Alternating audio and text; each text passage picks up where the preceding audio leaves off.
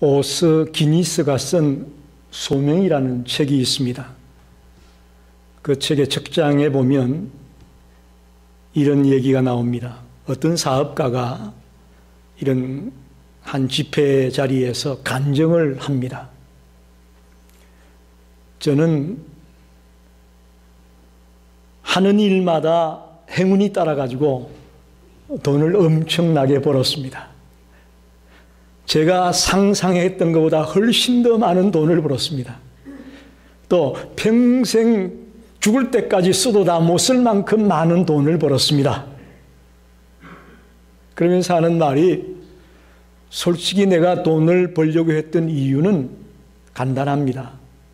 내가 하기 싫은 일들을 돈으로 사람을 사서 그 일을 대신하게 하려고 돈을 벌었습니다.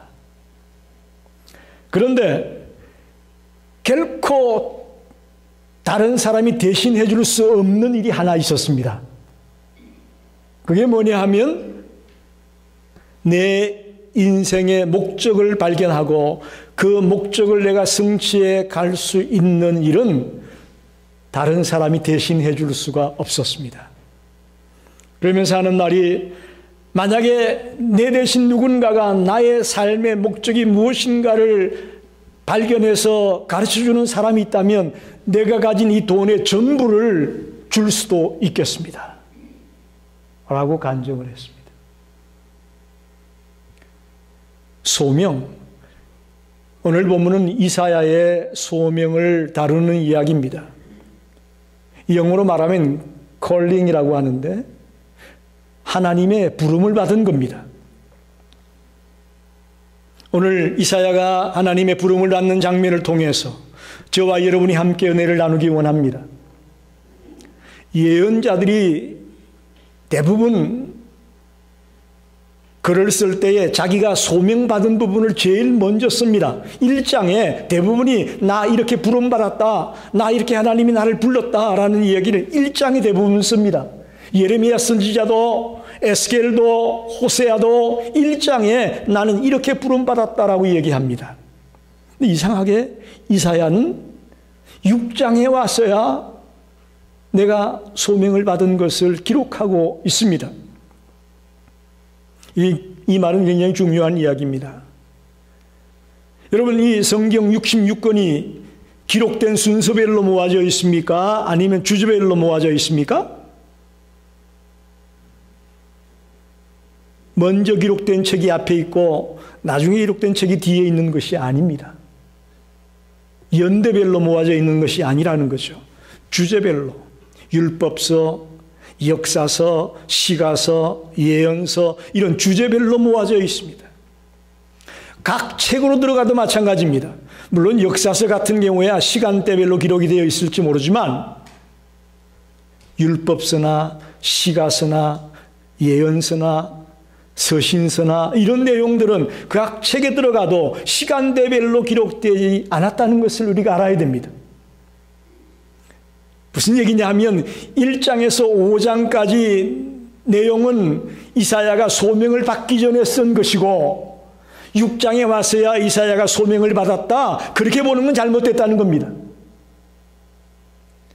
66장이라 되는 이 장대한 책을 쓰면서 1장에서 5장까지의 내용은 자기가 말하고자 하는 메시지의 핵심 요약을 간추려 놨다, 이렇게 볼 수 있습니다.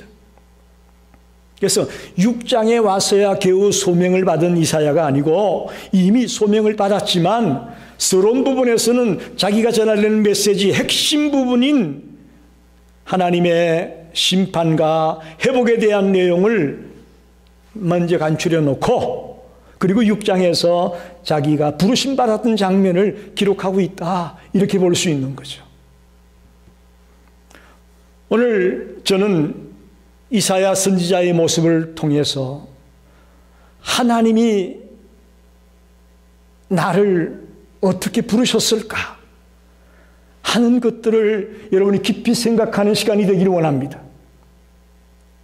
그래서 오늘 설교 제목을 이사야의 소명, 부름받은 이사야 등등을 생각하다가 내가 여기 있나이다 나를 보내소서라는 제목으로 성경 본문 말씀 그대로를 가지고 제목을 정했습니다. 여러분들이 지금 여러분이 하나님이 나에게 맡겨준 소명이 무엇일까라고 발견하신 분이라면 얼마나 좋겠습니까? 그러나 만에 하나라도 아직 발견하지 못했다면 오늘 말씀을 통해서 하나님이 나를 왜 부르셨을까? 나를 왜 하나님의 자녀가 되게 했을까? 하는 것들을 깊이 깨닫고 은혜 받는 그런 시간이 되기를 간절히 원합니다. 첫째는 이사야가 성전에서 한상을 보는 장면이 나와 있습니다. 1절로 4절의 말씀입니다. 이사야가 성전에서 한상을 봤는데 언제 봤느냐? 우시야 왕이 죽던 해에 봤다. 그렇게 되어 있습니다. 때가 언제냐? BC 740년경에 우시야 왕이 죽었는데 그 우시야 왕이 죽던 때에 성전에서 한상을 보았다는 겁니다. 여러분, 우시야 왕은 어떤 왕입니까? 유다의 왕들 중에 굉장히 경제적으로 부흥한 시기를 이루었고 또 다른 나라들이 유다를 바라볼 때에 굉장히 좀 높여보는 위상을 떨친 왕이었습니다. 그리고 처음에는 굉장히 신앙적으로도 하나님 보시기에 합당하게 달려갔던 왕이었습니다. 그런데 이제 가면서 나라가 부강해지고 안정이 되어지면 교만해졌습니다. 그리고는 스스로 파멸에 이르게 되고 마는데 이제 마지막에는 문둥병에 걸려서 비참하게 생활을 하다가 그가 죽고 말았죠. 그래도 백성들 내리에는 우시야 왕은 선한 왕으로 좋은 왕으로 인지되고 있습니다. 왜? 나라를 안정시켰고 정치적으로 훌륭하게 나라를 다스렸기 때문에 귀한 왕으로 알고 있습니다. 여러분 보십시오. 나라를 잘 지도하던 왕이 죽으면 백성들의 심정이 어떻겠습니까? 굉장히 충격에 빠졌고 혼란에 빠져있던 시기입니다. 온 나라가 불안한 상태에 놓여 있었습니다. 자, 이제 우리를 잘 다스렸던 왕이 죽었으니 이제 우리 어떡하냐 하는 불안함이 그들에게 도사리고 있었습니다. 그때에 하나님이 이사야에게 한상을 보여주고 있습니다. 오늘 보니까 높은 보좌 위에 하나님이 앉아 계셨다, 그렇게 말하죠. 그리고 옷자락이 성전을 가득 채웠다. 그리고 그 하나님을 돕는 스랍이라는 천사들이 거룩하다 거룩하다 거룩하다 하며 하나님을 찬양했다고 되어 있습니다. 얼마나 그 하다하는 목소리가 컸던지 문지방의 터가 요동할 정도로 엄청난 우레와 같은 소리로 찬양하는 소리가 울렸을 뿐이에요. 그리고 성전에는 연기가 가득 찼다고 기록하고 있습니다. 여러분, 지금 모든 유다 백성들은 왕이 죽어서 슬퍼하며 근심하며 염려하며 불안해하는 때입니다. 그때에 이사야는 놀라운 하나님의 영광을 바라보면서 비록 유다의 왕은 죽었지만 영원한 왕 하나님이 살아계시고 하나님의 권능이 이 땅을 다스리고 있다는 놀라운 광경을 목도하게 된 것입니다. 그런데 놀라운 것은 스랍이라는 천사들이 하나님을 보좌하고 있는데, 하나님을 돕고 있는데, 그들이 6개의 날개를 가지고 있다고 말합니다. 그 천사들은 6개의 날개를 가지고 있는데 2개로는 자기의 얼굴을 가리고 또 2개로는 자기의 발을 가리고 겨우 2개만 날개로 나는 일에 사용을 하고 있었다라고 표현을 합니다. 이 메시지 속에는 굉장히 중요한 미닝이 담겨 있다고 봅니다. 피조물들 가운데 하나님 곁에서 늘 하나님의 시중을 드는 이 천사들이야말로 가장 거룩한 자라고 할 수 있지 않을까요? 그죠? 가장 거룩한 피조물 중에 하나라고 생각되는 이 스랍들조차도 감히 하나님을 바라보지 못하고 자기의 날개로 얼굴을 가리고 발을 가리고 있는 이 장면을 통해서 우리에게 주는 강력한 메시지가 있다고 봅니다. 하나님이 얼마나 거룩한 분이신지 평생을 거룩한 모습으로 하나님을 섬기던 이 스랍들조차도 자기 얼굴을 가리고 자기 발을 가릴 수밖에 없었다라는 것을 말합니다. 그들은 자신들의 부끄러움을 가리기에 급급했습니다. 그렇다면 우리들은 어떨까요? 이 거룩한 전사들조차도 자기의 부끄러움을 가리기에 급급했는데 하물며 우리 같은 연약한 인간들은 하나님을 뵌다면 어떻게 되겠어요? 감히 얼굴을 들 수 없는 존재라는 거죠. 그래서 우리는 오늘 본문 속에서 하나님은 우리에게 사역의 열매를 맺기도 원하지만 그보다 더 중요한 것은 우리가 거룩한 삶을 살기를 원하고 있다는 것을 강력하게 말씀하고 있습니다. 우리는 그저 일 많이 하고 뭘 엄청난 업적을 쌓아놓고 이런 것을 잘했다, 그 사람 성공했다, 출세했다 이렇게 말들 할지 모릅니다. 그러나 여러분, 하나님이 우선적으로 우리에게 요구하는 것은 그것 아닙니다. 우리가 얼마나 경건하게 거룩하게 사는 존재가 되느냐, 그것이 우선순위라는 것을 오늘 메시지가 우리에게 주고 있습니다. 저와 여러분이 다시 한번 남은 생을 살아가면서 과연 내가 얼마나 하나님 앞에 거룩한 모습으로 경건한 모습으로 살아가고 있는가를 진지하게 고민하는 성도들이 되시기를 바랍니다. 우리가 교회 안에서 성도들을 만나보면 하나님을 믿기는 믿지만 하나님을 체험하지 못한 자가 상당히 많이 있습니다.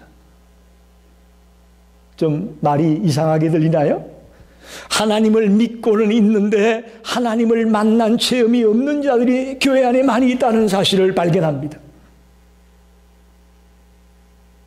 그들은 믿습니다, 믿습니다 말은 하지만 자기의 하나님을 믿는 것이 아니고 다른 사람의 하나님을 믿는 것 같은 느낌을 받을 때가 있습니다. 분명한 신앙 고백을 갖고 나는 창조주 하나님, 섭리하시는 하나님, 나의 주인이 되신 하나님, 이 유일한 하나님을 내가 믿습니다라는 나의 하나님을 믿는 것이 아니고 남들이 이렇게 얘기하고 저렇게 얘기한 남의 얘기를 듣고 남의 하나님을 믿는 듯이 따라 나오는 자가 있다는 것이 너무나 안타깝습니다.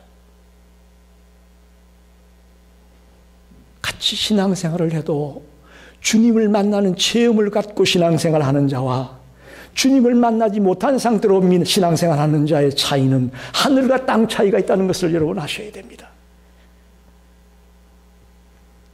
하나님에 대한 열정도 없습니다. 기쁨도 없습니다. 감격도 없습니다. 뜨거움도 없습니다. 왜? 남의 하나님을 믿는데 무슨 그런 간절함이, 강력함이, 뜨거움이, 열정이 있겠습니까? 하나님을 만난 자가 될 때 그 속에서 뜨거움이 나오고 열정이 나오고 희망이 나오고 소망이 나오고 정말 감격스러운 삶을 살게 될 텐데 여전히 하나님을 만나지 못하고 교회 마당만 밟고 왔다 갔다 하는 안타까운 자들이 있을 수 있다는 것이죠. 하나님을 만나는 그런 개인적인 체험이 여러분에게 꼭 있게 되기를 바랍니다. 꼭 있어야 됩니다. 꼭 있어야 됩니다. 우리가 신약에 보면 사울이 예수 믿는 자를 잡아 죽이려고 핍박하려고 다메섹으로 가다가 부활하신 예수님을 만나게 되죠. 그때까지 어떻게 보면 사울은 하나님은 믿었을지 몰라요.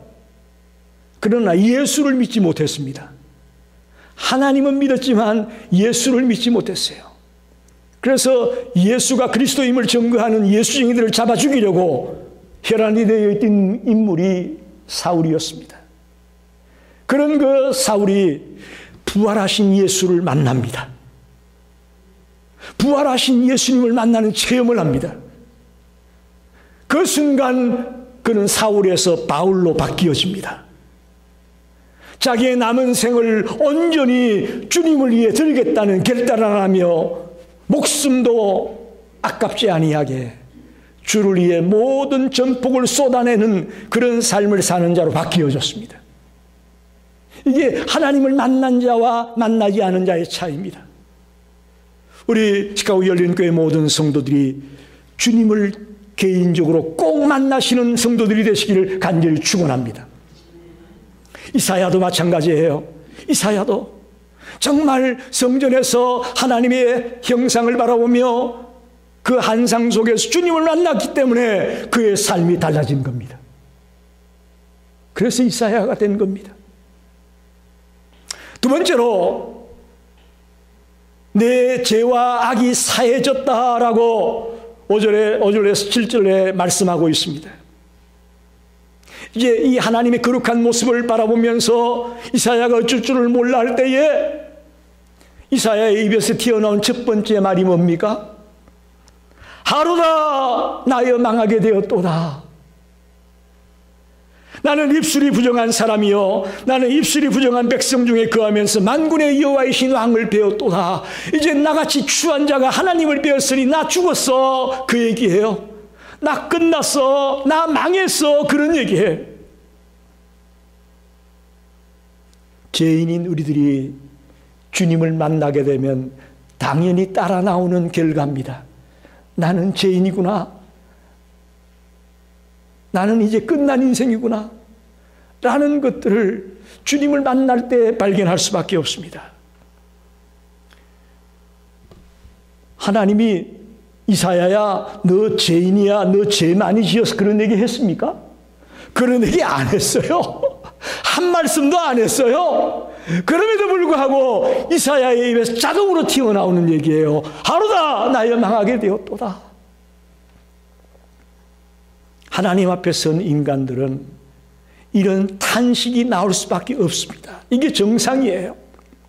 하나님을 배웠는데도 나를 바라보면서 탄식이 나오지 않는 자라면 그건 가짜를 본 거예요. 잘못된 걸 본 거예요. 자신이 입술이 부정하고 자신이 추한 삶을 살았노라고 주님 앞에 고백하는 이사야를 발견할 수가 있습니다. 여러분, 이 땅의 모든 사람들이 하나님을 처음 만나게 되면 자동적으로 따라 나오는 것이 바로 이겁니다. 내가 죄인이구나. 내가 죄인이구나. 여러분 동의하십니까? 내가 죄인이다. 내가 정말 감히 얼굴을 들 수 없는 죄인이구나 하는 것을 동의하십니까?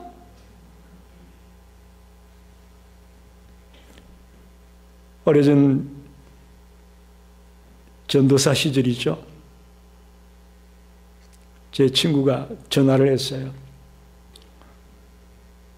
조 목사 요즘 아이들 데리고 기도원에 와서 기도를 하고 있는데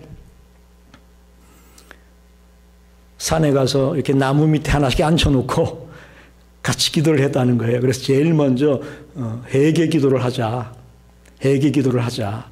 그러면서 옛날에는 그랬잖아요. 이 나무 한 그루를 뽑을 정도로 그렇게 그냥 붙들고 씨름하면서 회개하며 기도해야 된다. 그리고는 앉혀놓고 기도를 시키고 돌아와 봤더니 5분도 안 했는데 기도가 다 끝났대요, 아이들이. 그러면서 하는 말이, 전도사님, 나 뭐 회개할 게 별로 없어요.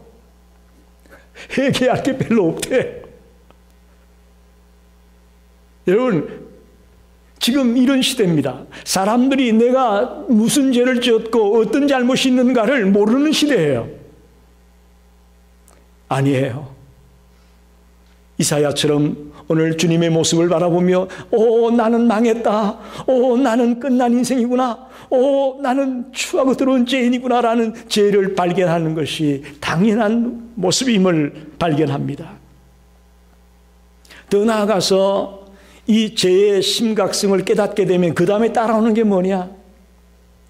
머리로만 깨닫는데 그치는 것이 아니고 그걸 우리 마음으로 끌고 와서 이 마음 뜨거운 곳에서부터 통해 자복하는 과정이 나와야 됩니다. 오늘 많은 성도들이 내가 잘못했다는 건 알아요. 그런데 따라 나오질 않아요. 그걸 마음속으로 끌고 와서 그 문제를 가지고 정말 주님 앞에 눈물을 흘리며 내가 잘못했습니다, 절대로 이와 같은 반복된 죄를 짓지 않겠나이다라고 가슴을 치면서 통에 자복하는 그 순간이 안 온다는 거예요. 뭐 나만 짓나?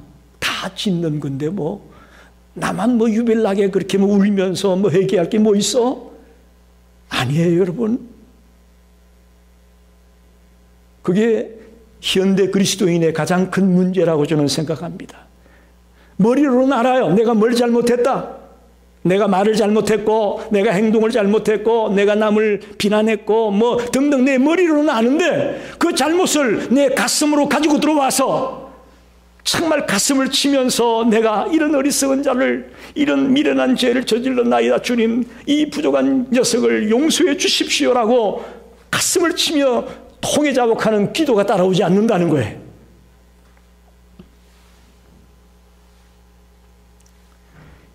이제 하루다 나여 망하게 되었다고 부들부들 떨고 있는, 탄식하고 있는 이사야에게 스랍들이, 천사들이 제단의 숯불을 가져다가 이사야의 입술에 갖다 지져버렸습니다. 여러분 보세요. 제단에 불을 가져다가 지졌다는 것은 이 제3이라는 것이 인간에게서 나온 것이 아니고 하나님께로부터 나왔다는 것을 말합니다. 하나님의 성전에서부터 이 불을 가져다가 이사야의 입술을 찢었다는 이야기입니다. 하필 왜 입술이냐? 입은 말씀을 전하는데 가장 필요한 도구입니다. 그리고 우리가 가장 쉽게 죄를 지을 수 있는 것이 우리의 입술로 말미암아 나오는 거예요. 야고보서에도 말에 실수가 없는 자면 온전한 자라고 하지 않았습니까? 우리가 가장 쉽게 넘어지는 데가 말이에요. 입이에요. 우리 주변에도 보면 너무너무 다 잘해요. 정말 너무너무 잘하는데 꼭 쏟아버리는 게 뭐냐? 말 한마디 때문에 다 쏟아버려. 여러분은 그런 경험 없나요? 너무너무 재능도 많고 재주도 많고 사람들한테도 잘하고 다 좋아요. 그런데 결정적으로 말 한마디 때문에 그렇게 잘 쌓아놨던 걸 한꺼번에 그냥 다 쏟아버려. 저는 이해가 됩니다. 왜 스랍들이 제단 숯불을 가져다가 다른 데에 안 지지고 이사야의 입술을 찢었을까? 저는 이해가 됩니다. 하나님의 백성들은 하나님의 쓰임을 받기 위해서는 가장 먼저 죄 사함이라는 이 과정을 거쳐야 됩니다. 할렐루야. 우리 모든 성도들에게 당부합니다. 저와 여러분 이사야가 제단의 숯불로 입술을 찢고 죄 사함을 받은 것처럼 주님 앞에서 죄 사함을 받고 서게 되기를 바랍니다. 거기서부터 하나님은 우리를 사용할 수 있습니다. 그 과정을 거치지 않고서는 하나님이 우리를 사용할 수가 없습니다. 마지막으로 8절에 보면 이제 이사야가 의안이 벙벙해가지고 내 죄 사함을 받았다는 얘기를 듣고 의안이 벙벙해서 감격스럽고 기쁘고 정말 어쩔 줄을 몰라 하는데 하나님의 음성이 들려옵니다. 내가 누구를 보내며 누가 우리를 위하여 갈꼬? 내가 누구를 보내며 누가 우리를 위하여 갈꼬? 하나님의 소리가 들려옵니다. 하나님은 백성들에게 보낼 만한 사람을 찾고 계십니다. 저 타락으로 심판의 자리에 들어갈 수밖에 없는 저 안타까운 백성들에게 보낼 사람을 찾고 있는 겁니다. 그때에 이사야는 말합니다. 내가 여기 있나이다. 나를 보내소서. 할렐루야. 내가 여기 있나이다. Here am I. Send me. 내가 여기 있나이다. 나를 보내소서. 많은 사람들은 주님이 누군가를 보내려고 하면 다 뺍니다. 나 못해요. 나 안 가요. 나 싫어요. 대부분이 소극적이고 부정적이고 빼는 것이 정상이에요. 그러나 놀랍게도 여기 이사야는 적극적으로 내가 여기 있습니다. 나를 보내주십시오. 라고 응답하는 것을 보게 됩니다. 아마 자신의 죄가 용서받은 이 장면을 통해서 이사야는 저 백성들도 내 이웃들도 얼마든지 주님의 능력을 통해 죄가 사함받을 수 있겠구나라는 그런 확신이 들었을지 모르겠어요. 그래서 주님이 보내실 때 내가 간다면 저 죽어가는 우리의 백성들도 죄 사함받고 구원받을 수 있겠구나라는 확신이 생겼는지 모르겠지만 이사야는 가겠다고 결단하고 있습니다. 여러분 한번 묻습니다. 여러분 주님을 만났습니까? 아멘입니까? 주님이 뭔가를 맡겨주실 때 여러분 어떻게 하실랍니까? 이사야처럼 내가 여기 있습니다. 나를 보내주십시오라고 말해야 되지 않을까요? 근데 우리의 실상은 어떻습니까? 쉽지 않아요. 여러분 오늘 읽지 않은 9절로 13절까지를 읽어보면요 더 놀라운 일이 벌어집니다. 이사야가 가서 해야 될 일이 뭐냐 하면요 놀라워요. 백성들을 깨닫게 해서 돌아오게 하는 게 아니고 백성들을 둔하게 그냥 두라는 거예요. 그게 이사야에게 준 사명이에요. 이해가 안 되죠? 우리 같아서는 선지자를 보내가지고 깨닫게 해가지고 백성들을 돌아오게 하기 위해서 보내나 보다 싶은데 9절 이하 읽어보면 그게 아니에요. 저 백성들을 깨닫지 못하게 해라. 둔해서 아무것도 모르게 해라. 네가 가서 해야 될 일이 그거다. 이렇게 말하는 거예요. 순종이 안 되죠. 가서 깨닫게 해서 구원받게 하라고 보낸다면 참 얼마든지 순종이 되겠는데 가서 그 백성들을 깨닫게 하지 말고 둔하게 미련해서 못 알아듣도록 그냥 내버려 두라는 게 사명이에요. 물론 궁극적으로 하나님께서는 그 백성들을 회복하고 구원하기 위한 하나의 가정이었지만 일단 이사야에게 준 사명은 백성들을 둔하게 미련하게 버려두게 하는 것이 사명이었다는 거죠. 이건 무슨 얘기를 말하는 거죠? 우리가 하나님이 어떤 일을 맡겼다면 내 생각으로 그걸 해석하지 말고 하나님이 시키는 대로 하셔요. 할렐루야. 그거 순종하라는 거예요. 하나님이 나에게 맡겨준 일이라면 그 일에 순종하면 되는 거예요. 내 판단에 이건 아닌데? 하나님이 잘못 얘기했나? 그러면 내 생각으로 밀어가는 건 그건 순종하는 게 아니에요. 여러분 성경에 나온 수많은 믿음의 선배들을 보십시오. 자기 생각을 얘기하지 않았습니다. 예레미야 같은 선지자는요 이 나라가 바벨론에게 망하는 게 축복이라고 얘기를 했어요. 그래서 오죽하면 백성들이 그 예레미야를 때리고 운물 속에 집어던지고 가두고 뭐 엄청난 핍박을 예레미야가 당합니다. 그래서 눈물의 선지자예요. 예레미야가 얼마나 눈물을 많이 흘렸으면 이해가 안 되잖아요. 하나님의 백성들이 하나님의 나라가 바벨론의 포로로 잡혀가야 축복이라고 얘기하는 이 백성들이 알아듣겠어요? 그래도 예레미야는 하나님의 말씀대로 순종을 했어요. 순종을 했어요.